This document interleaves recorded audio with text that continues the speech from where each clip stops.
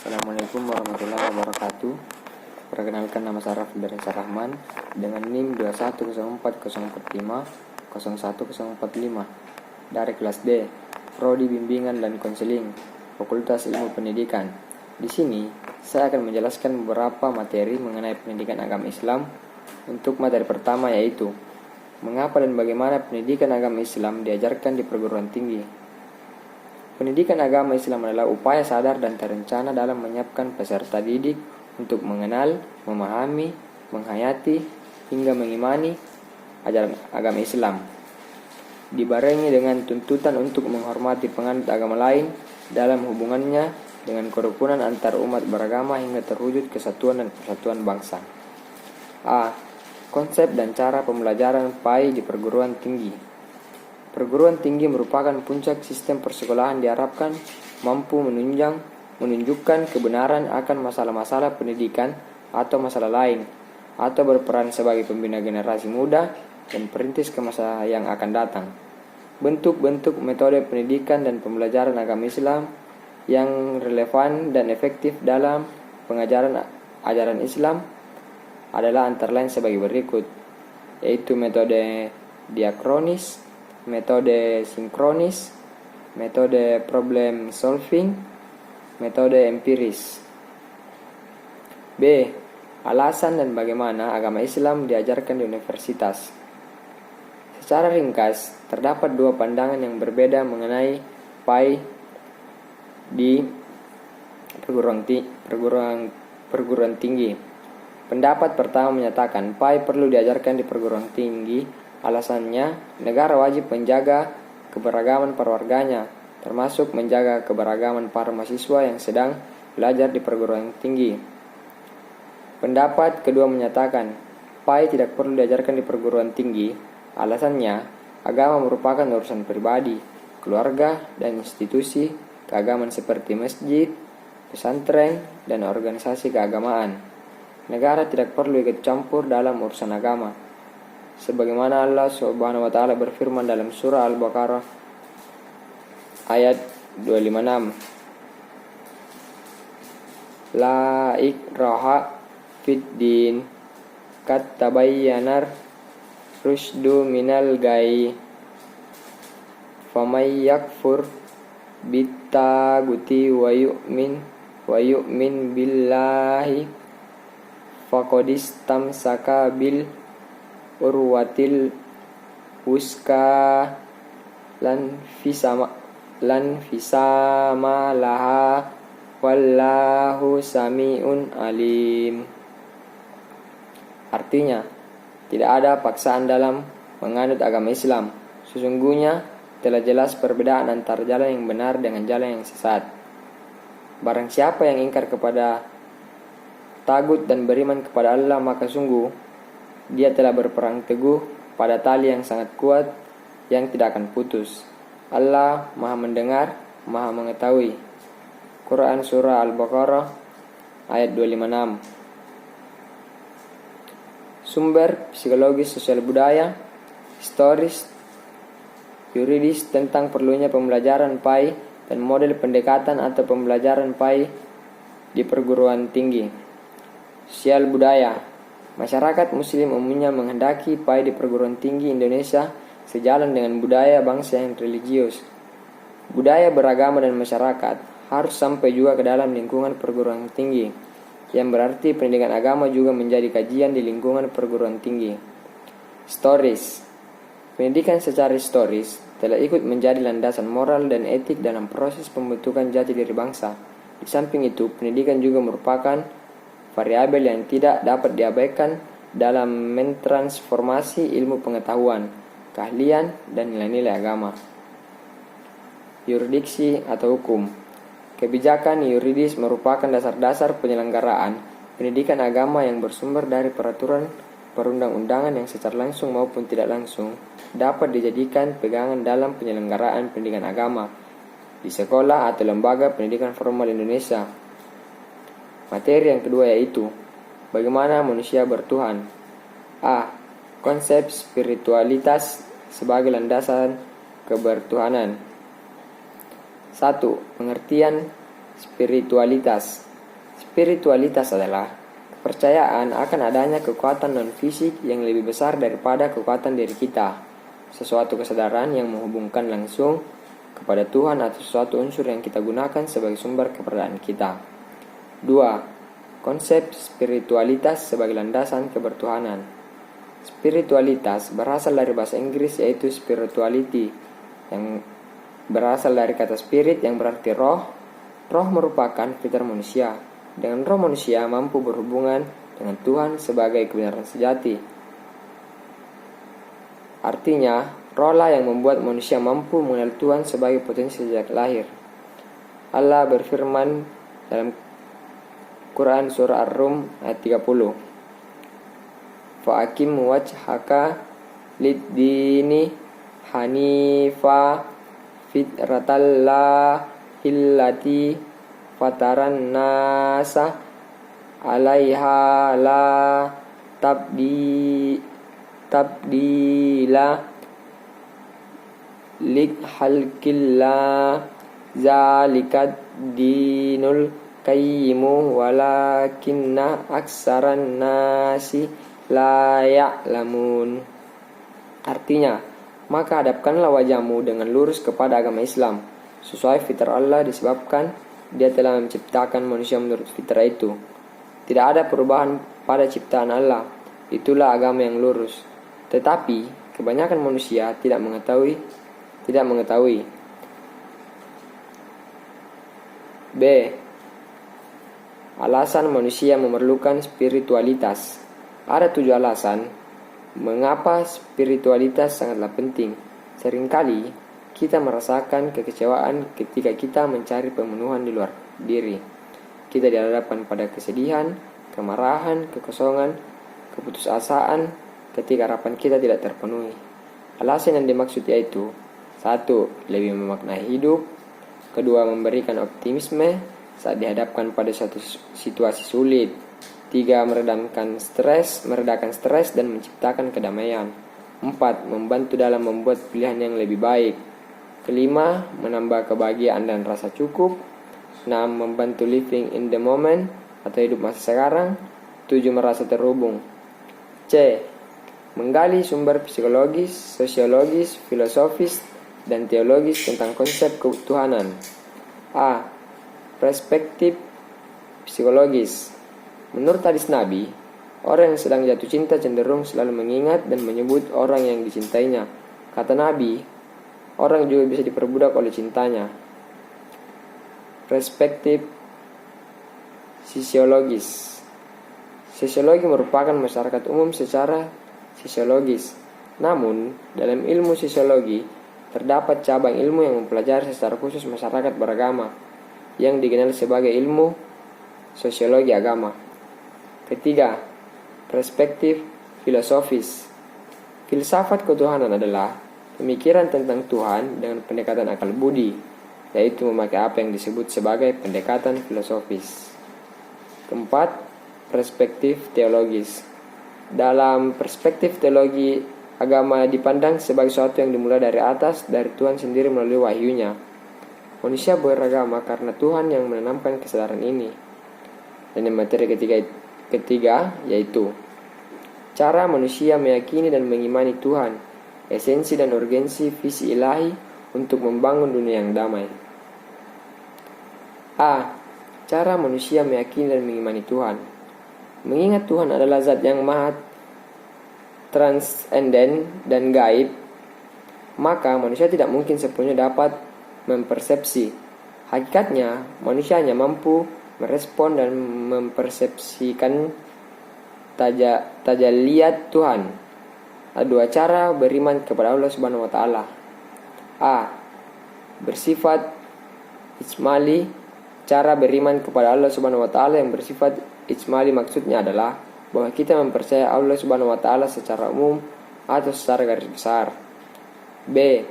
Bersifat tafsili. Maksudnya adalah mempercayai Allah secara rinci. Kita wajib percaya dengan sepenuh hati bahwa Allah Subhanahu wa taala memiliki sifat-sifat yang berbeda dengan sifat-sifat makhluknya. Adapun dalil yang membahas mengenai beriman kepada Allah Subhanahu wa taala yaitu Al-Qur'an surat Al-Anbiya ayat 22. Allah Subhanahu wa taala berfirman, "Lau kana fihima alihatun illallahu lafasadata fasubhanallahi rabbil arsy amma yasifun." Artinya, seandainya pada keduanya di langit dan di bumi ada Tuhan selain Allah, tentu keduanya telah binasa. Maha suci Allah yang memiliki arsy dari apa yang mereka sifatkan. B. Esensi dan urgensi visi ilahi untuk membangun dunia yang damai. Dalam perspektif Islam, manusia diciptakan sebagai makhluk yang sempurna. Kesempurnaan manusia ditandai dengan kesiapannya untuk berbakti kepada Tuhan. Karena dalam dirinya telah ditiupkan salah satu tajalli Tuhan, yaitu roh. Ketika manusia masih menjaga dan memelihara fitrahnya, itu manusia hidup dekat dengan Tuhan. Dengan kata lain, manusia lebih bisa mendengar dan mengikuti tuntunan hati nurani karena nuansa spiritualitasnya begitu maksimal. Visi ilahi ialah yang saat ini dibutuhkan oleh umat manusia, sehingga setiap tindak dan sikap perilaku manusia didasar dengan semangat kecintaan kepada Tuhan sebagai manifestasi kebenaran universal dan serta pelayanan kepada ciptaan Tuhan. Materi keempat adalah bagaimana agama menjamin kebahagiaan. A. Konsep dan karakteristik agama sebagai jalan menuju Tuhan dan kebahagiaan. Agama adalah landasan atau fundamen, sedangkan jabatan atau kedudukan adalah penjaganya. Barang siapa yang tidak memiliki pondasi, maka akan roboh. Sebaliknya, barang siapa yang tidak mempunyai penjaga, maka akan kehilangan. Allah Subhanahu wa taala berfirman, Fahazamuhun bi isnillah wa qatala Dawudu Jaluta wa atahullahul mulka wal hikmata wa 'allamahu mimma yasha walaula daf'ullahin nasa ba'dahum biba'dil lafasadatil ardu walakinnallahu zufadlin alal alamin. Artinya, maka mereka mengalahkannya dengan izin Allah, dan Daud membunuh Jalut. Kemudian Allah memberi Daud kerajaan dan hikmah dan mengajarinya apa yang dia kehendaki. Dan kalau Allah tidak melindungi sebagian manusia dengan sebagian yang lain, niscaya rusaklah bumi ini. Tetapi Allah mempunyai karunia yang dilimpahkannya atas seluruh alam. Quran Surah Al-Baqarah 2 ayat 251. B. Alasan mengapa manusia harus beragama dan bagaimana agama dapat membahagiakan umat manusia. Kunci beragama berada pada fitrah manusia. Fitrah itu sesuatu yang melekat dalam diri manusia dan telah menjadi karakter tabiat manusia. Kata fitrah secara kebahasaan memang asal maknanya adalah suci. Yang dimaksud suci adalah suci dari dosa dan suci secara genetis. Menurut term Prof. Udin Winaputra, fitrah adalah lahir dengan membawa iman di dunia. Menurut teologi ini, manusia dibebani tugas, yaitu harus membebaskan diri dari dosa itu. Adapun dalam teologi Islam, seperti telah dijelaskan bahwa setiap manusia lahir dalam kesucian, yakni suci dari dosa, dan telah beragama, yakni agama Islam. Tugas manusia adalah berupaya agar kesucian dan keimanan terus terjaga dalam hatinya hingga kembali kepada Allah Subhanahu wa taala. C. Sumber historis, filosofis, psikologis, sosiologi, dan pedagogis tentang pemikiran agama sebagai jalan menuju kebahagiaan. 1. Sumber historis. Pada sepanjang sejarah hidup manusia, beragama itu merupakan kebutuhan dasar manusia yang paling hakiki. Banyak buku yang membicarakan atau mengulas kisah manusia mencari Tuhan. 2. Sumber filosofis. Agama akan menjamin keselamatan manusia karena filosofinya agama ada untuk mengatur kehidupan manusia agar damai dan sejahtera yang diikat oleh norma-norma agama dan aturan, perintah sekaligus larangan yang ada dalam agama tersebut. Sumber psikologis. Ketiga, sumber psikologis. Sebagaimana telah dijelaskan dalam uraian sebelumnya bahwa manusia menurut Al-Quran adalah makhluk rohani, makhluk jasmani, dan makhluk sosial. Sebagai makhluk rohani, manusia membutuhkan ketenangan jiwa, ketenteraman hati, dan kebahagiaan rohani. Keempat, sumber sosiologis. Di antara karakter manusia Al-Quran, manusia adalah makhluk sosial. Makhluk sosial artinya, manusia tidak bisa hidup sendirian dan tidak bisa mencapai tujuan hidupnya tanpa keterlibatan orang lain. D. Argumen tentang tauhidillah sebagai satu-satunya model beragama yang benar. Misi utama Rasulullah SAW seperti rasul-rasul sebelumnya adalah mengajak manusia kepada Allah Subhanahu wa taala. La ilaha illallah adalah landasan teologis agama yang dibawa beliau. Juga semua nabi dan rasul. Makna kalimat tersebut adalah: pertama, tidak ada Tuhan selain Allah Subhanahu wa taala. Yang kedua, tidak ada yang berhak disembah selain Allah Subhanahu wa taala. Yang ketiga, tidak ada yang harus ditakuti kecuali Allah Subhanahu wa taala. Dan yang keempat, tidak ada yang harus dimintai ridhonya kecuali Allah Subhanahu wa taala.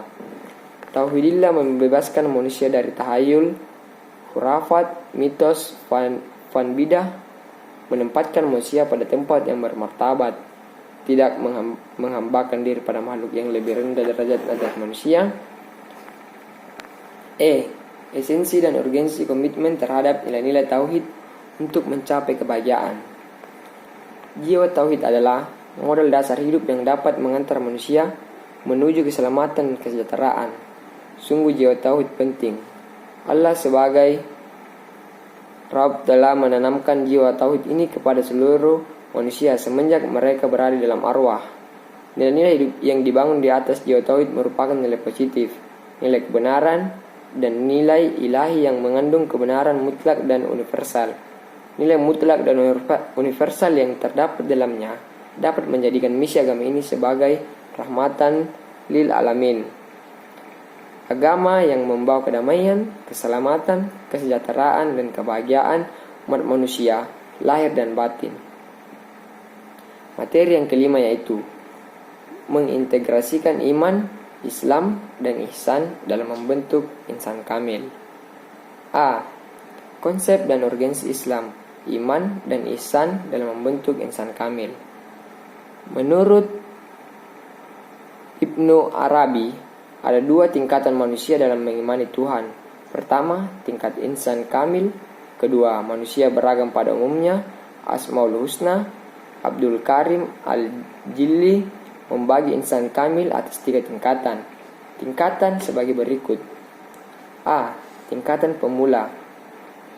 Pada tingkat ini, insan kamil mulai mendapat merealisasikan asma dan sifat-sifat ilahi pada dirinya. Tingkat B. Tingkat menengah. Pada tingkat ini, insan kamil sebagai orbit kehalusan sifat kemanusiaan yang terkait dengan realitas kasih Tuhan. C. Tingkat terakhir. Pada tingkat ini, insan kamil telah dapat merealisasikan citra Tuhan secara utuh. Ia pun telah dapat mengetahui rincian dan rahasia penciptaan takdir. B. Alasan iman, Islam, dan ihsan menjadi persyaratan dalam membentuk insan kamil.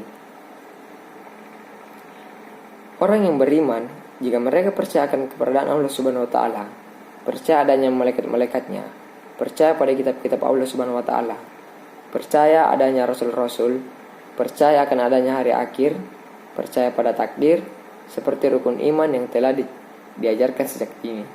Sebagaimana Allah Subhanahu wa taala telah berfirman, qolatil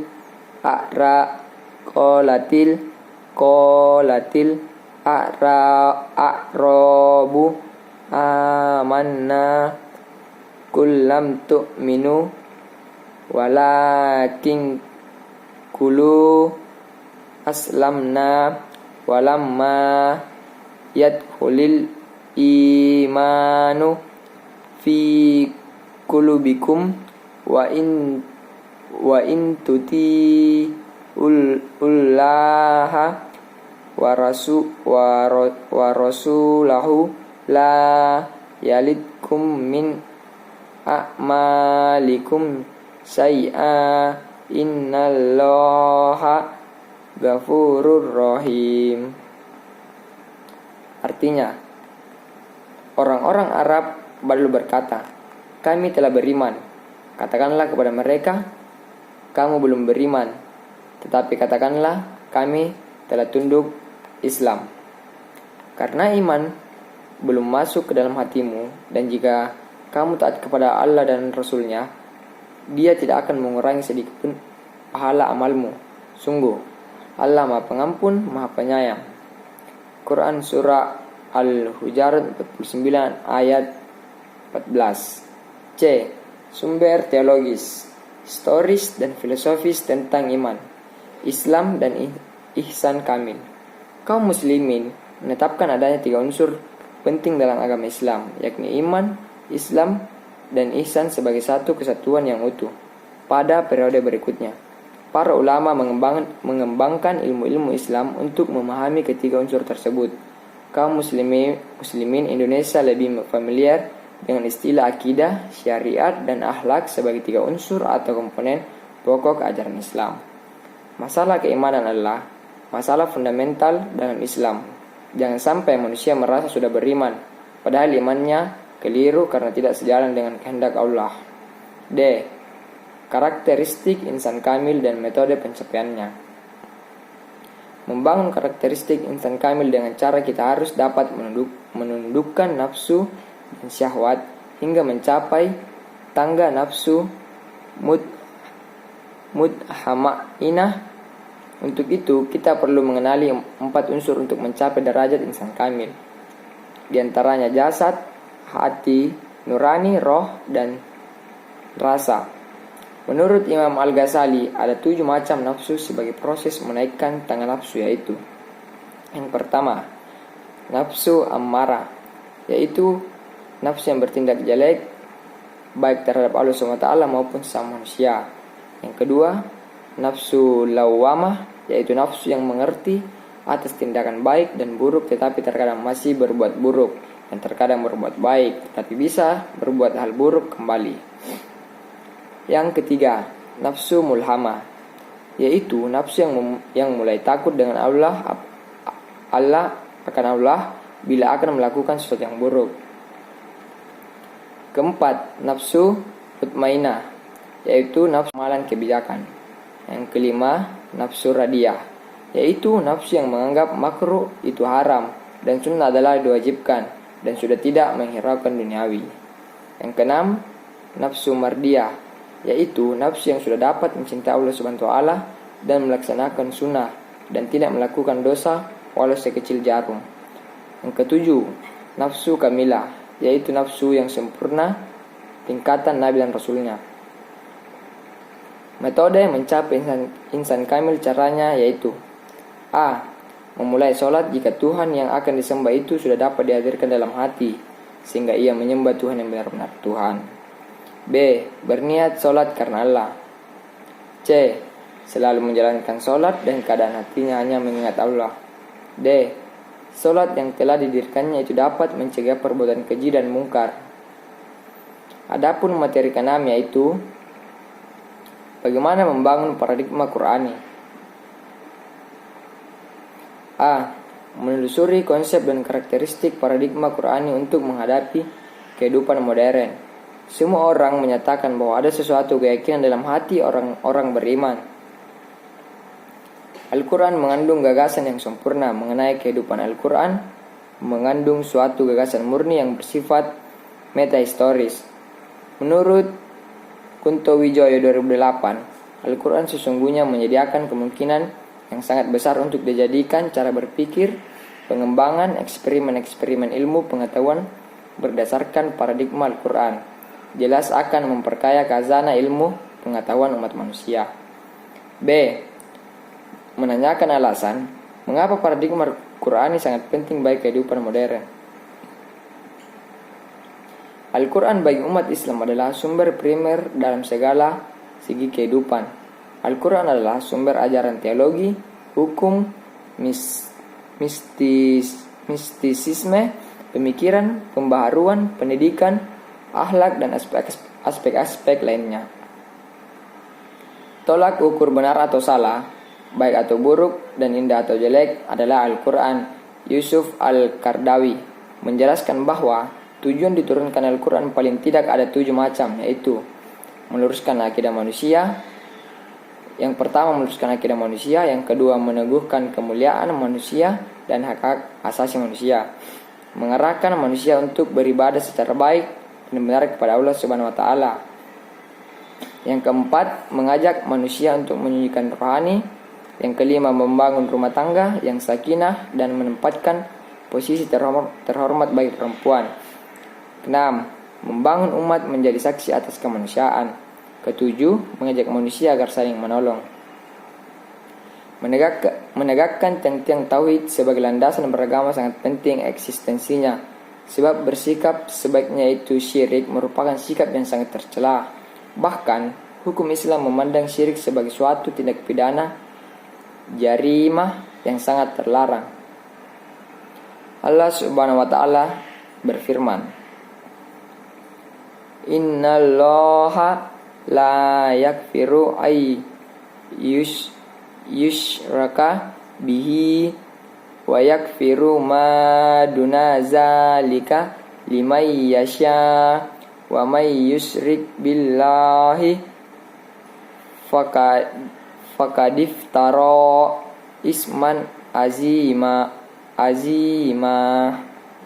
Artinya, sesungguhnya Allah tidak akan mengampuni dosa karena mempersekutukannya syirik, dan Dia mengampuni apa dosa yang selain syirik itu bagi siapa yang Dia kehendaki. Barang siapa mempersekutukan Allah, maka sungguh dia telah berbuat dosa yang besar. Quran Surat An-Nisa 4 ayat 48. C. Menggali sumber historis, filosofis, psikologis, sosiologis, dan pedagogis tentang paradigma Qur'ani untuk kehidupan modern. Untuk menggali sumber historis, filosofis, psikologis, sosiologis, dan pedagogis tentang paradigma Qur'ani yang membawa kemajuan dan kemodernan pada zaman Islam, Anda dapat mempelajari cara-cara untuk kemajuan pada zaman keemasan Islam dan mempelajari peran Al-Quran dalam mewujudkan kemajuan itu. Dalam sejarah peradaban Islam ada suatu masa yang disebut masa keemasan Islam. Materi yang terakhir yaitu membangun paradigma Qur'ani. A. Membangun argumen tentang paradigma Qur'ani sebagai satu-satunya model untuk menghadapi kehidupan modern. Tidak sedikit orang berpandangan bahwa untuk maju justru mereka harus meninggalkan ajaran agama mereka sehingga mereka harus mengembangkan budaya sekuler dalam segala segi kehidupan.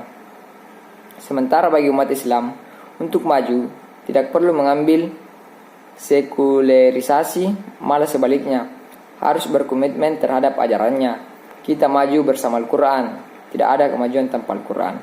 Meskipun orang tahu segala sesuatu, tetapi jika dia tidak mengenal Allah sebagai Tuhannya, maka identik dengan tidak tahu sama sekali.